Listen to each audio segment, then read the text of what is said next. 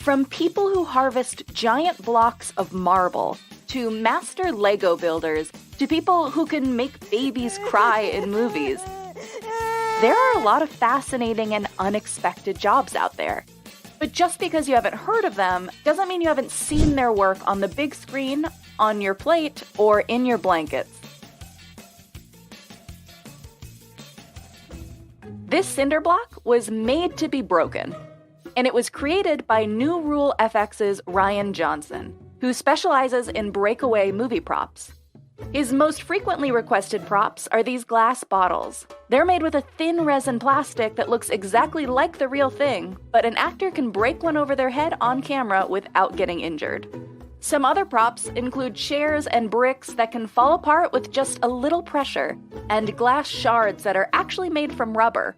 Breakable windows are made by gluing together multiple panes of glass. So while the shards are real, they won't hurt the actor as long as they punch straight through the pane. To be a great bonsai artist, one needs to dwarf real trees and then master bending and twisting trees into intricate and artful shapes.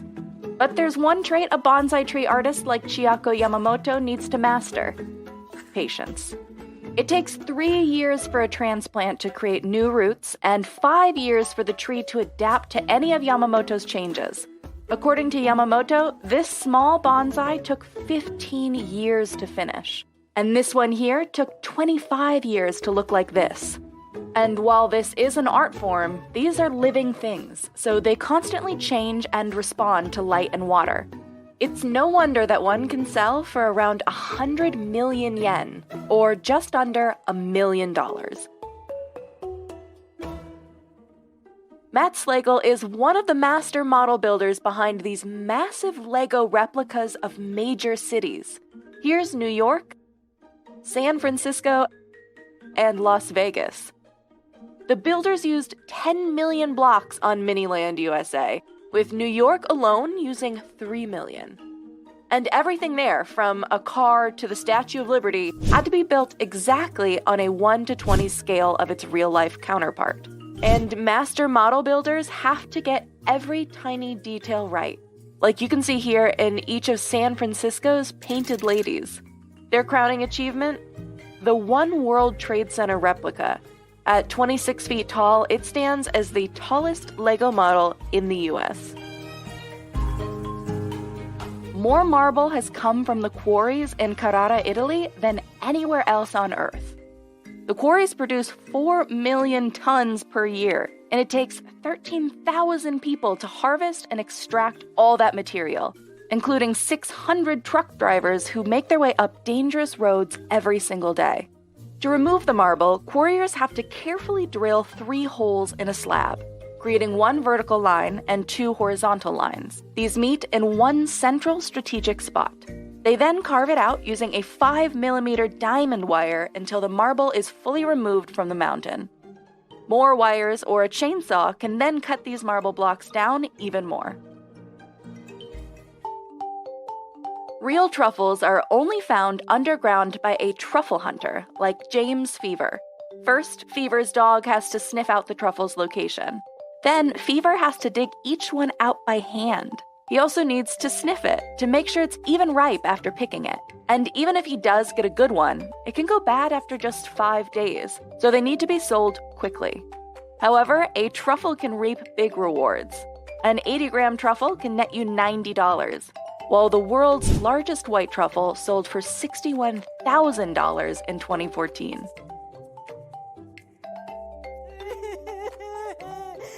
Elaine Hall is what is known in Hollywood as a baby wrangler.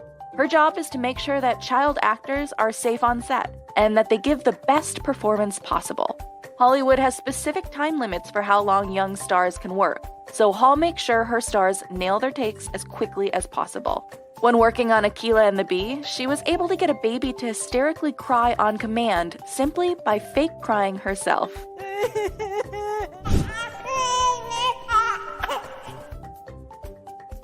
The Greenland shark is the most toxic shark in the world.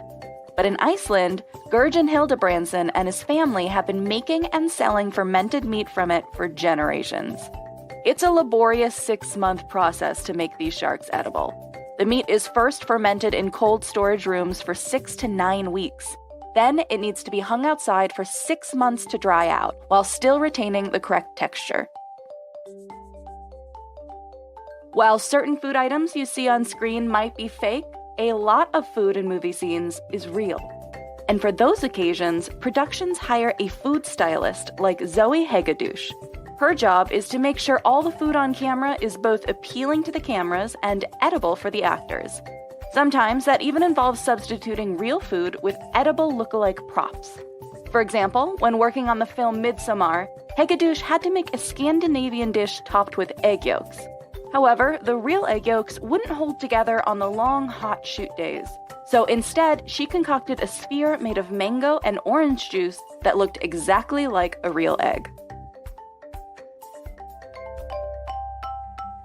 Before eiderdown fibers end up in high-end duvet covers, they first need to be harvested from ducks. Farmers start by collecting every eider nest by hand. The job entails a lot of wandering because the nests are located far apart. And a harvester needs several nests, as each one yields just 15 grams of material. The harvesting process is both ethical and completely natural, and at the same time, incredibly difficult. But that's only a fraction of the work. Machines help the harvesters sort through the nests, but unwanted objects like rocks, sticks, seaweed, and feathers need to be picked out by hand. Cleaning 1 kilo of it can take up to 5 additional hours. Steven Kutcher is known as the bug man of Hollywood, training bugs for the big screen. To get a spider to crawl across the floor and into a slipper in Arachnophobia, he guided the spider to where it needed to go using invisible vibrating wires. In Spider-Man, Kutcher put a spider on a paintbrush, then tapped it once the spider was at the end to get it to drop down to an exact spot. And in Exorcist II: The Heretic, he trained 3,000 locusts to cling onto the wall of a cage by shining a heat-emitting light at it, drawing them to the warmth. Not all scissors are mass-produced. Some are still handmade by master putter-togetherers at this factory in England and can cost anywhere between $100 and $315. Cliff Denton is one of just 2 remaining master putter-togetherers at the Ernest Wright factory, and it takes years of training to get to his level of craftsmanship. The final stage of scissor making alone can take 5 years of training. If you hit the wrong spot while hammering the blade, the entire pair of scissors will be ruined. Sophia Bogle is a book conservationist whose daily job is to restore 120-year-old archival books. The process begins with deconstruction. Bogle removes the acidic old tape from the book cover. She also sands it and then cleans it with a repair knife. Then she washes the individual pages in hot water and restores them, using Japanese tissue to fix any tears she finds. The rest of the process involves touching up the cover, embossing, and then gluing and pressing it all together. And the tiny details matter. If she uses the wrong type of black pen on the cover, she can damage it. A lot of those sounds you hear in nature docs are actually fake, since it's often too difficult to capture the real sounds in the field. So Foley artists like Richard Hinton have had to find creative ways to pair sounds with nature. Some of the sounds he has mastered are swimming schools of fish, lava, and even an orangutan eating. Just one of these Kolinsky sable paintbrushes can take a week and a half to make, with brush makers separating hundreds of strands of hair by hand. And it's the hair that makes these brushes remarkable. The brushes are made from the strong, high-quality tail hairs of the Kolinsky sable in Siberia. Sandra Harris is one of only 9 brush makers in the world who can make these Series 7 Kolinsky sable watercolor brushes. It can take 3 years of training to get to her level. Fugu, or pufferfish, is a poisonous fish that's a delicacy in Japan. To properly prepare the fish and make it edible, chefs like Yutaka Hattori must carefully remove its toxic eyes, gills, liver, gallbladder, kidneys, and ovaries. The Japanese government tightly controls who can prep the fugu. Only a few select chefs are trained to make it edible, and they must take an extensive exam to legally serve the fish. One of the biggest challenges is that the poisonous parts vary by species and can be more difficult to identify in hybrid pufferfish. Rogan art is created with a castor oil-based paint combined with different colors. Before using it, it needs to be lit up. It's a dangerous process that only a few artists are skilled enough to handle, as it can catch fire at any time. During this process, Abdul Ghaffur Khatri swirls paint on his palm to create heat, and then uses a metal rod to create designs on fabric.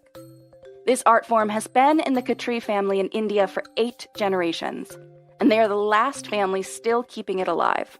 These days, they find themselves competing with mass-produced textiles. It's a completely freehand painting process, meaning the design can come out completely different than originally planned. This is one of the reasons it takes years to learn, and also what makes both this skill set and the craft itself so unique. Filmmakers can't achieve the realistic look of their characters' weapons in close-ups if they resort to plastic blades. Enter blacksmith Tony Swatton, who has been forging weapons for movies and TV for over 30 years. He made the swords in Pirates of the Caribbean and the hook from Hook. And Swatton can design weapons from all eras and cultures. Zorro's blade in The Mask of Zorro was created using 2 curved hunting swords from the 1500s that were cobbled together to look like the classic rapier. Cheryl Eisen stages luxury apartments up for sale in New York. That means she makes them look stylish enough that people will actually want to buy them. Eisen selects her decor from a 60,000 square foot warehouse in Jersey City full of custom furnishings, lighting, and artwork. She might choose an oversized print to make a room look bigger, or throw in some floor-to-ceiling drapes to make ceilings appear higher than they really are. A stager must have a good eye to nail the right aesthetic for the location and the prospective buyer. Staging an apartment shows the buyer how they can live in and furnish a space, which you wouldn't see in an empty apartment.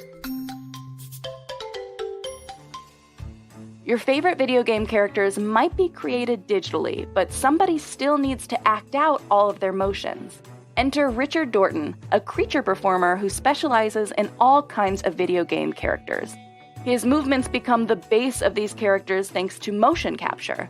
First, Dorton's full body is scanned and his motions are captured by a computer in real time. These actions are then translated to the CG character in the game. And to make this all the more realistic, he has to get really physical, especially for particularly dramatic moments like this roar. The most commonly seized item at JFK International Airport is actually food. And it's an agricultural specialist's job to seize and destroy all of it. These agents are trained to prevent the spread of any pests or diseases that could harm U.S. livestock or crops. So before dropping any fruits or vegetables in the grinder, agents like Ginger Perrone must cut open and inspect each piece for evidence of disease or pests. But Perrone gets a little help from some 4-legged canine friends, like Biscuit, who's trained to sniff out food and luggage. These dogs' sense of smell is so strong that they have an estimated 90% accuracy rate.